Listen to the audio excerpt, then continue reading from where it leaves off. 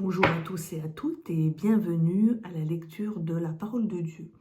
Aujourd'hui, je vais vous lire Exode chapitre 12. Institution de la Pâque. L'Éternel dit à Moïse et à Aaron, dans le pays d'Égypte, « Ce mois-ci sera pour vous le premier des mois, il sera pour vous le premier des mois de l'année. » Parlez à toute la communauté d'Israël et dites, « Le 10 de ce mois, on prendra un agneau pour chaque famille, un agneau par maison. Si la famille est trop peu nombreuse pour un agneau, on le prendra avec son voisin le plus proche de la maison, selon le nombre des personnes. Vous répartirez cet agneau d'après ce que chacun peut manger.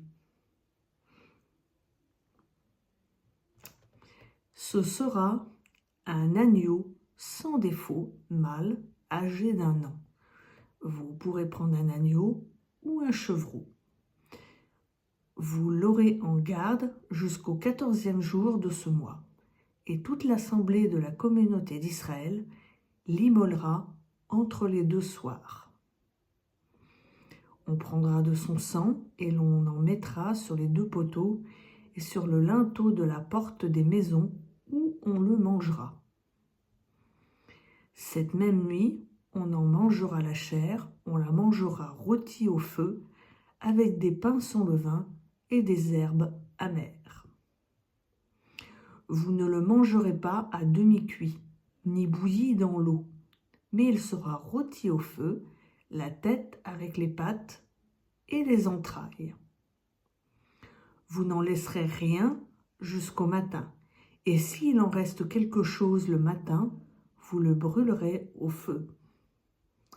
Voici comment vous le mangerez. Une ceinture à vos reins, vos sandales aux pieds et votre bâton à la main, et vous le mangerez à la hâte. C'est la Pâque de l'Éternel. Cette nuit-là, je parcourrai le pays d'Égypte et je frapperai tous les premiers-nés du pays d'Égypte, depuis les hommes jusqu'au bétail, et j'exercerai des jugements contre tous les dieux de l'Égypte. Je suis l'Éternel. Le sang vous servira de signe sur les maisons où vous serez.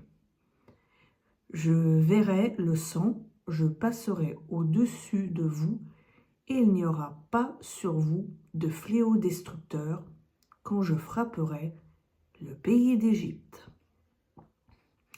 Ce jour sera pour vous un souvenir, et vous le célébrerez comme une prescription perpétuelle dans chaque génération.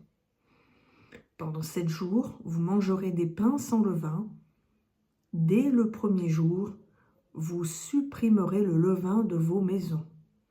Car toute personne qui mangera du pain levé, du premier jour au 7e jour, sera retranchée d'Israël. Le premier jour, vous aurez une sainte convocation, et le 7e jour, vous aurez une sainte convocation. On ne fera aucun ouvrage ces jours-là. Vous pourrez seulement préparer la nourriture de chaque personne. Vous observerez la fête des pains sans levain, car c'est en ce jour précis que j'aurai fait sortir vos troupes du pays d'Égypte. Vous observerez ce jour comme une prescription perpétuelle pour toutes vos générations. Le premier mois, le 14e jour du mois au soir, vous mangerez des pains sans levain jusqu'au soir du 21e jour. Pendant 7 jours, il ne se trouvera pas de levain dans vos maisons, car toute personne qui mangera du pain levé sera retranchée de la communauté d'Israël. Que ce soit dans le pays un immigrant ou un autochtone. Vous ne mangerez aucun pain levé dans tous les lieux où vous habiterez. Vous mangerez des pains sans levain. Moïse appela tous les anciens d'Israël et leur dit : « Allez prendre du petit bétail pour vos familles et immolez la Pâque. Vous prendrez ensuite un bouquet d'hysope, vous le tremperez dans le sang qui sera dans le bassin, et vous toucherez le linteau et les 2 poteaux de la porte avec le sang qui sera dans le bassin. Nul de vous ne sortira de sa maison jusqu'au matin.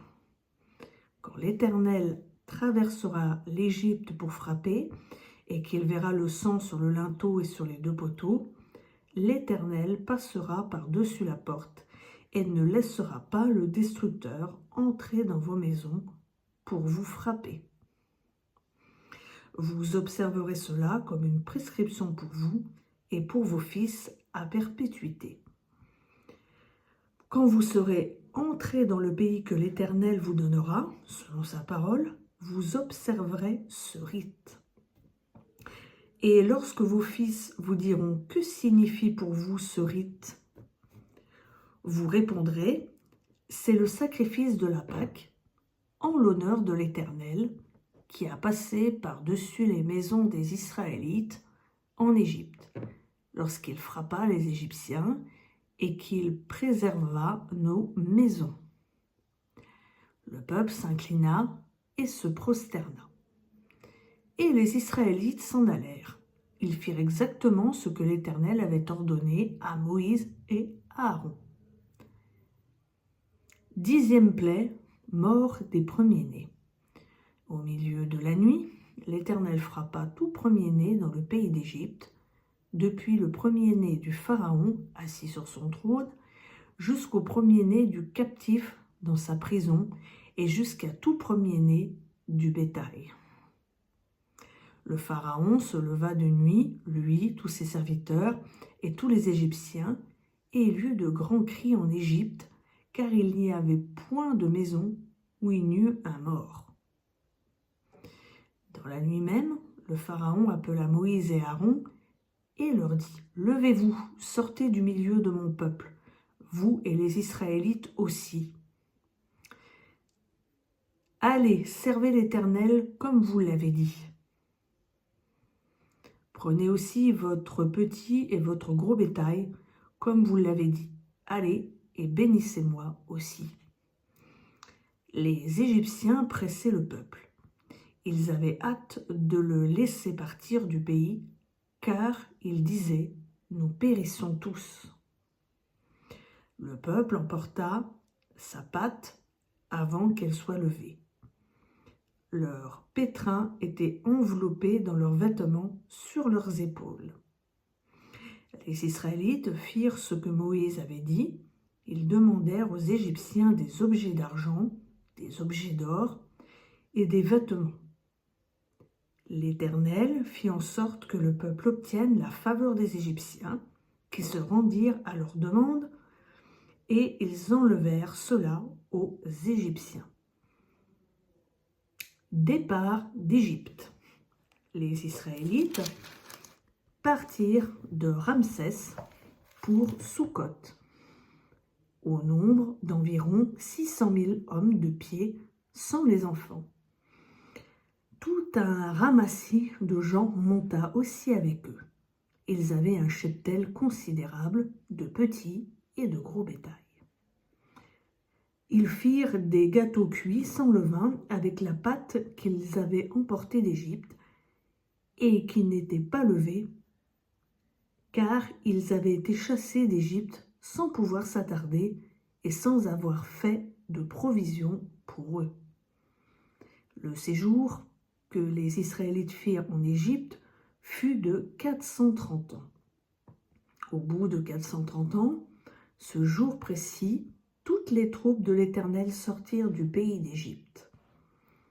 Ce fut une nuit de veille en l'honneur de l'Éternel, parce qu'il les fit sortir du pays d'Égypte. C'est une nuit de veille en l'honneur de l'Éternel pour tous les Israélites dans chaque génération.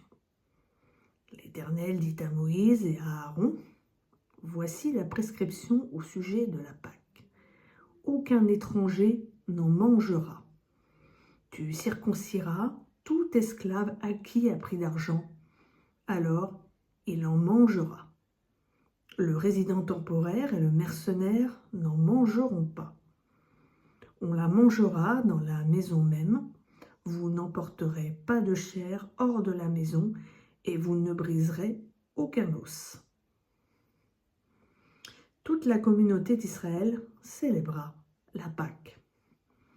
Si un immigrant au séjour chez toi veut célébrer la Pâque en l'honneur de l'Éternel, tout mâle chez lui devra être circoncis.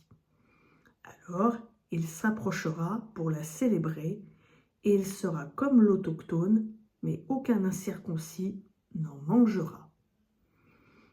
Il y aura une même loi pour l'autochtone et pour l'immigrant, en séjour au milieu de vous.